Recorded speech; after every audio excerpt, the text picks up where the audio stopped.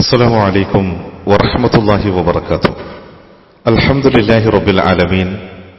അസ്സലാത്തു വസ്സലാമു അലാ റസൂലിഹിൽ അമീൻ വഅലാ ആലിഹി വസഹ്ബിഹി അജ്മഈൻ വമൻ തബിഅഹും ബിഇഹ്സാനിൻ ഇലാ യൗമിദ്ദീൻ. അമ്മാ ബഅദ്. പ്രിയമുള്ള സഹോദരീ സഹോദരന്മാരെ, ദുഷ്ടഗുണ ചിന്തകളുമായി ബന്ധപ്പെട്ടുകൊണ്ടുള്ള ഇസ്ലാമിന്റെ നിലപാട് എന്താണ് എന്നുള്ളത് നാം തിരിച്ചറിഞ്ഞു കഴിഞ്ഞു. നമുക്കേവർക്കും സുപരിചിതമായ വിശുദ്ധ ഖുർആനിലെ 36-ാമത്തെ അധ്യായമാണ് സൂറത്തു യാസീൻ.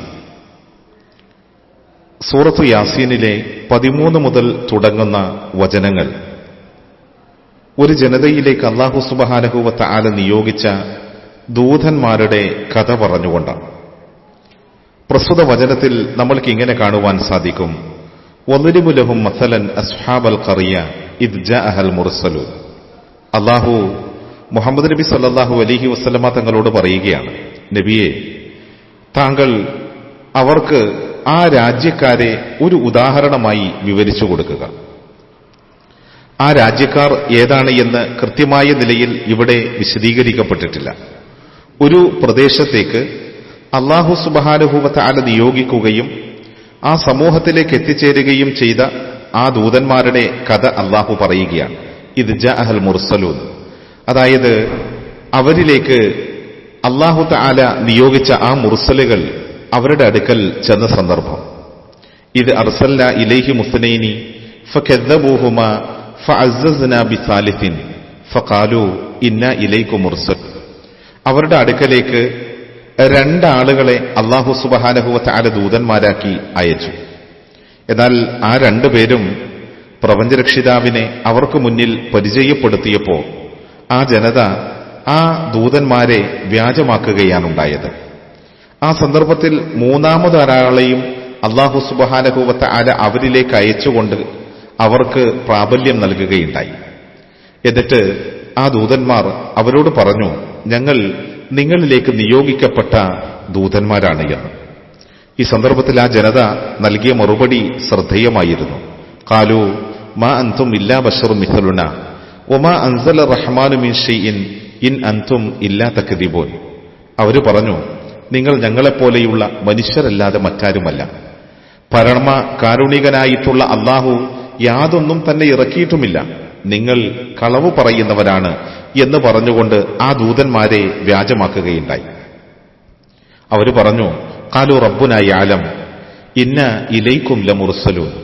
ഞങ്ങളുടെ രക്ഷിതാവിനറിയാം, തീർച്ചയായും ഞങ്ങൾ നിങ്ങളിലേക്ക് അയക്കപ്പെട്ട ആളുകൾ തന്നെയാണ് എന്ന്. ഇനി അത് മാത്രവുമല്ല, വമാ അലൈന ഇല്ലൽ ബലാഗുൽ മുബീൻ.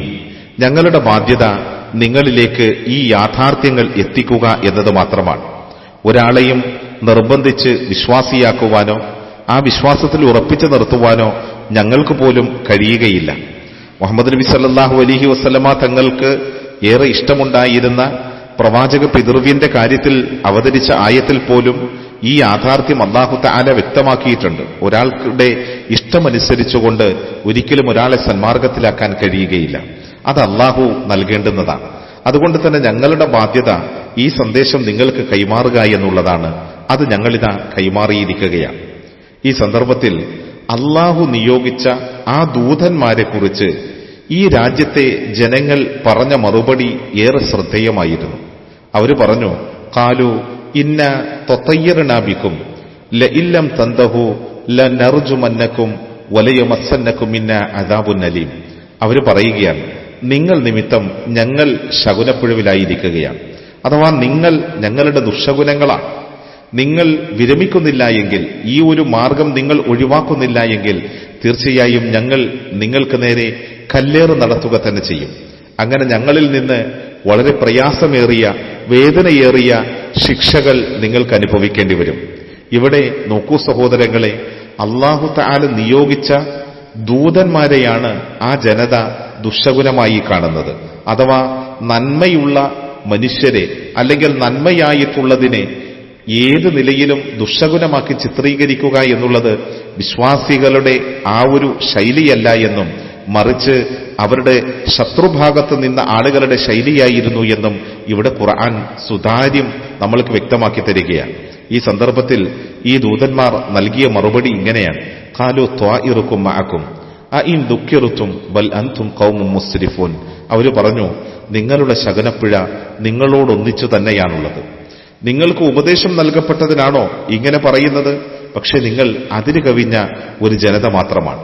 നമ്മളൊന്ന് ആലോചിച്ചു നോക്കൂ സഹോദരങ്ങളെ, പ്രവാചകന്മാരുടെ പ്രബോധനത്തെ ധിക്കരിച്ച മുൻ സമുദായങ്ങളിലൊക്കെ കാണാൻ കഴിയുന്ന ഒന്നാണ് ഈ ദുശ്ശകുനവാദം. യഥാർത്ഥത്തിൽ ആ വാദം എങ്ങനെയാണ് ഇന്ന് അള്ളാഹു ആദരിച്ച മാസത്തിന്റെ കാര്യത്തിൽ മുസ്ലിം സാമാന്യ ജനങ്ങളുടെ ജീവിതത്തിലേക്ക് കടന്നു വന്നിട്ടുള്ളത്? ഫിർഔനെ സംബന്ധിച്ച് അള്ളാഹു തആല ഖുർആനിൽ പറയുന്നുണ്ട്, എല്ലാ അർത്ഥത്തിലും അധികാരവും എല്ലാ കഴിവുകളും ഉണ്ടായിരുന്ന ഫിർഔൻ, ആ ഫിർഔനിന്റെ സ്വഭാവം, അവന്റെ ആളുകളെപ്പറ്റി അല്ലാഹു തആല പരിശുദ്ധ ഖുർആനിലെ സൂറത്തുൽ അഅറാഫിലെ 131 ആയത്തിൽ അല്ലാഹു തആല ഇപ്രകാരം പറയുന്നുണ്ട്: ഫഇദാ ജാഅതുഹുമുൽ ഹസനതു ഖാലു ലനാ ഹാദി. അവര് പറയും, ഞങ്ങൾക്ക് വല്ല നന്മയും വന്നാൽ ഇത് നമ്മളുടേതാണ്, അഥവാ ഞങ്ങൾക്ക് അതിനൊക്കെ അവകാശമുണ്ട്. ഇനി വഇൻ തുസിബുഹും സയ്യിഅത്തുൻ, അവർക്ക് എന്തെങ്കിലും തിന്മ ബാധിക്കുന്നതായാലോ, അപ്പോ അവർ പറയും യത്തയ്യറു ബി മൂസ, മൂസായും അദ്ദേഹത്തിന്റെ കൂടെയുള്ളവരും നിമിത്തം തങ്ങൾക്ക് ഇതാ ശകുനപ്പിഴ ബാധിച്ചിരിക്കുകയാണ്. അങ്ങനെയാണ് അവർ ഗണിക്കുന്നത്. എന്നിട്ട് അല്ലാഹു തആല പറയുന്ന ഒരു കാര്യമുണ്ട്: അലാ ഇന്നമാ ത്വാഇറുഹും ഇൻദല്ലാഹ്. നിങ്ങൾ അറിയണം ജനങ്ങളെ, എല്ലാവരുടെയും ശകുനപ്പിഴ അല്ലാഹുവിങ്കലാണുള്ളത്. അഥവാ ഒരു മനുഷ്യന്റെ ഭാഗധേയം എന്തായിത്തീരണമെന്നുള്ള നിർണയം അല്ലാഹുവാണ് നടത്തുന്നത്. അല്ലാതെ അതിന് കാലത്തിനോ സമയത്തിനോ ചുറ്റുപാടുകൾക്കോ ഒന്നും ഇടപെടാൻ കഴിയുകയില്ല എന്ന് പറഞ്ഞിട്ട് അല്ലാഹു തആല അവിടെ കൃത്യമായ നിലയിൽ നമ്മളെ പഠിപ്പിക്കുന്നത് കാണാൻ കഴിയും. അവരുടെ ശകുനപ്പിഴ അല്ലാഹുവിങ്കലാണുള്ളത് എന്ന്. ഇതുപോലെ മഹാനായ സ്വാലിഹ് നബി അലൈഹിസ്സലാമയുടെ ജനത അദ്ദേഹത്തെ സംബന്ധിച്ച് ദുശ്ശകുനമായി പ്രഖ്യാപിച്ചതിനെക്കുറിച്ച് പരിശുദ്ധമായ ഖുർആനിലെ സൂറത്തുൻ നംലിലെ 47 ആയത്തിലും നമ്മൾക്ക് കാണാൻ കഴിയും. അഥവാ ഈ ഒരു ചിന്ത ഒരിക്കലും ഒരു മുഅ്മിനിന് ഉണ്ടാകാൻ പാടില്ല എന്ന് നാം തിരിച്ചറിയുക. അല്ലാഹു അനുഗ്രഹിക്കട്ടെ. അസ്സലാമു അലൈക്കും വറഹ്മത്തുള്ളാഹി വബറകാതുഹു.